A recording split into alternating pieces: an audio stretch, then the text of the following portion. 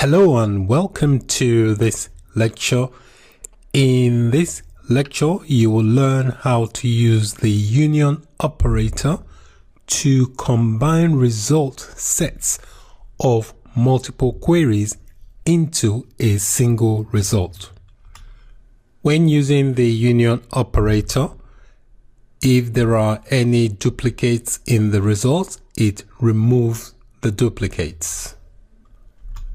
Both queries must return the same number of columns. Also, the corresponding columns from the queries must have compatible data types.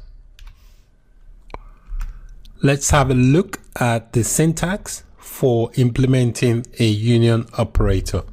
So basically, a union operator combines the results of two or more select statements. So basically, this is the first statement here. First statement picks column 1, column 2 from table 1, and then you apply the union operator. And then query number 2, the select statement picks column 1, column 2 from table 2.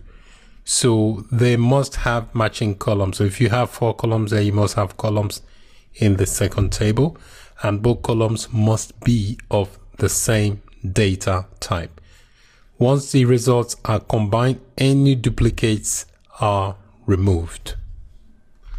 So I'm going to show you an illustration of how to implement the union operator.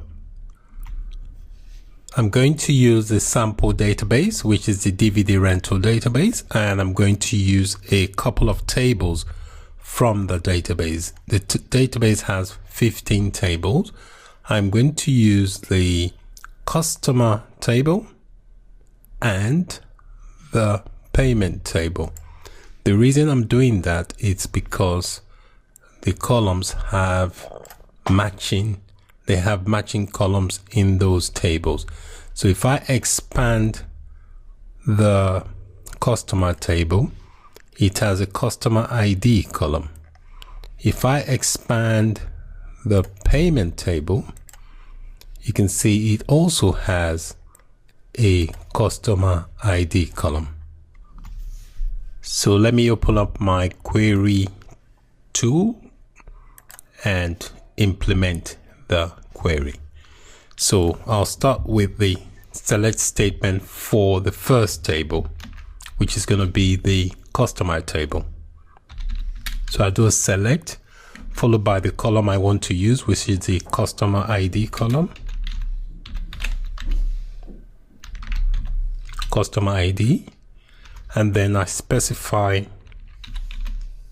where the table is coming from. It's coming from customer. Now I apply the union operator,